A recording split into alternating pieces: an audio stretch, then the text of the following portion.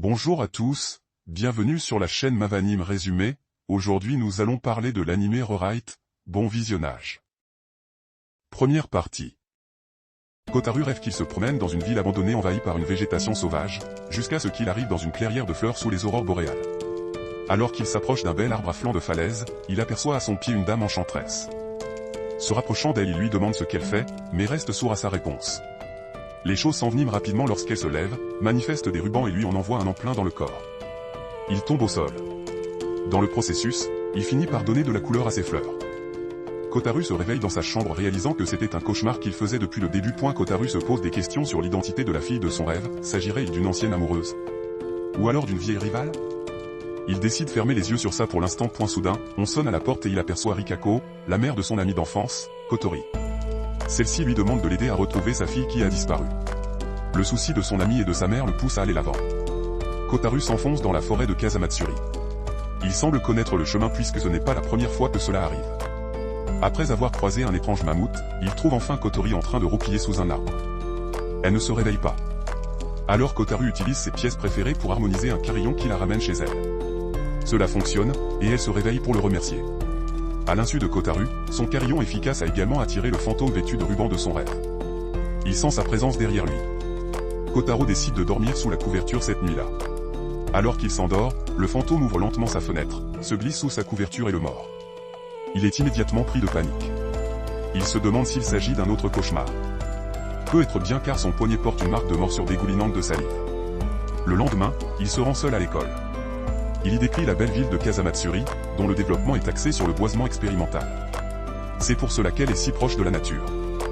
La première chose qu'il fait en arrivant est de saluer joyeusement le seul et unique délinquant redoutable de la classe, Yoshino. Cela lui vaut une sévère prise de collier et une déclaration l'envoyant de l'autre côté. Pourquoi ce type est-il si furieux? Eh bien, ils se sont promis de se battre l'un contre l'autre, mais Kotaru fait toujours semblant d'être amnésique à court terme pour éviter d'avoir à le faire. Avant que les choses ne dégénèrent, leur délégué de classe, Lucia, leur crie d'arrêter. Comment peuvent-ils semer le trouble dans ce jardin sacré de l'apprentissage? Sa fougue s'enflamme jusqu'à ce que leur professeur principal, qui a la tête de l'air, l'éteigne. Mais les choses ne sont pas encore tout à fait calmes. Une heure plus tard. Kotori arrive juste après la première heure de cours. Yoshino est en train de bafouiller des répliques de brutes, ce qui fait rire Kotaru. Alors que la tension monte, Kotori intervient pour plaisanter sur les événements de la veille. Mais elle demande alors à Yoshino. T'es tellement en colère? Apparemment, ils s'étaient mis d'accord pour se battre derrière l'école l'autre jour, mais Kotaru n'a pas respecté ce plan. Au lieu de faire preuve d'empathie, Kotaru finit par ridiculiser l'avant-gardiste. Pour les spectateurs, c'est un drôle de mélange. Kotaru sans amis, Yoshino la hors-la-loi et Kotaru qui est tout simplement bizarre. Kotaru se rend compte qu'une sortie entre trois, en tant que marginaux, devrait être divertissante. La nuit est de nouveau tombée et Kotaru sent un poids sur lui. Le fantôme est revenu pour lui mordre le poignet. Il finit par comprendre que ce fantôme est la fille de son rêve, ce qui le plonge dans un état de choc. Le pauvre garçon s'évanouit. Sur le chemin de l'école, Kotaru se demande s'il n'est pas maudit. Probablement. Car il trébuche sur une boîte au hasard dans la rue. Le hasard continue jusqu'à ce qu'il trouve une autre fille coincée dans un arbre. Oh non, elle est coincée. En vrai gentleman qu'il est, il lui propose de l'aider tout en ayant une bonne vue sur son jardin de coton. Mais ça n'a rien à voir. Quelques minutes plus tard, la jeune fille est enfin sortie d'affaire.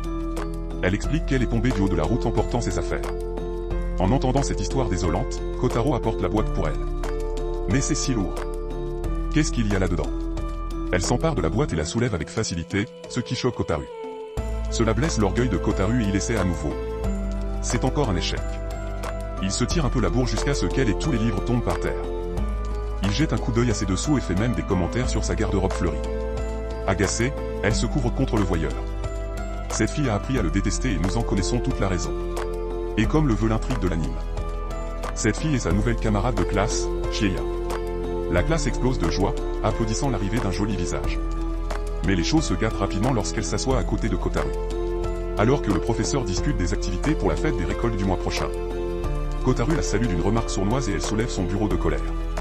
Heureusement, elle se retient de le lui lancer, mais cela ne change rien au fait qu'elle est en colère. Même le dur à cuire qu'est le délinquant a peur.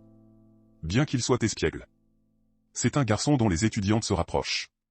Un exemple parmi d'autres, Chizuru, une élève du comité de discipline. Après avoir réparé son sifflet, cette blondinette invite Kotaru à déjeuner ensemble. Comme il vient de manger, il promet de l'accompagner la prochaine fois. En observant cela, Inu, un membre du club de journalisme, spécule qu'il l'utilise pour échapper à ses crimes. Le jeune homme réfute immédiatement cette accusation et la met au défi de fournir des preuves. Rien n'y fait. En partant, Inu laisse tomber un morceau de papier sur le sol. Il s'agit d'une liste complète de personnes suspectes à l'école. Il y figure parce qu'il n'a pas d'antécédent ni de dossier. Dès la fin des cours, Kotaru propose à Chihaya de lui faire visiter la ville. C'est sa façon de se réconcilier avec elle. Il semble qu'elle s'ouvre peu à peu à lui. Jusqu'à ce qu'il mentionne les choses inavouables. Quoi qu'il en soit, elle ne peut pas venir aujourd'hui car elle doit rencontrer quelqu'un. Cette personne est une sorte de patronne. Elle rappelle à Chihaya de rester discrète car quelque chose d'important se prépare. Malgré cela, elle l'encourage à se faire des amis. Le lendemain matin, il est évident que Kotaru n'a pas bien dormi. Il raconte à Kotori ses expériences surnaturelles nocturnes. Elle lui suggère de demander de l'aide à la puissante sorcière souterraine. D'après les notes d'Inu, il découvre qu'il s'agit d'Akane, la présidente du club de recherche occulte. Après les cours, les amis d'enfance plaisantent un peu avant de partir à la recherche de la sorcière. Mais malgré tous leurs efforts, ils n'y parviennent pas. Heureusement, Suzuki, le courtier en information, arrive à point nommé avec le rapport du club de recherche occulte à accès limité. Un acte généreux qui mérite une étreinte débordante de romance. Enfin, le livre conduit le duo à la salle du club occulte. C'est un endroit étrange conçu pour effrayer les gens. Ne voulant pas y passer trop de temps, Kotaru laisse un mot à la place. Au coucher du soleil, Kotaru est à nouveau dérangé dans son sommeil. Mais cette fois, les choses se passent différemment. Toutes les lumières et les portes sont scellées. Même la porte du balcon est protégée par un champ de force. Il ne peut que crier de peur. C'est alors que le fantôme vêtu d'un ruban sort des draps et se dirige vers Kotaru, qui est à la porte et supplie Kotori de l'aider. Quelques instants plus tard, le cauchemar prend fin. Le lendemain matin, Kotaru retourne dans la salle du club dans l'espoir de voir la sorcière. Il est accueilli par un questionnaire laissé à sa place. Les questions sont pour la plupart normales, jusqu'à ce qu'on lui demande qu'a-t-il l'intention de changer le monde ou lui-même. Cela le fait réfléchir, mais il remplit quand même le formulaire. Kotaro marche dans les couloirs de l'école jusqu'à ce que Chihaya l'appelle.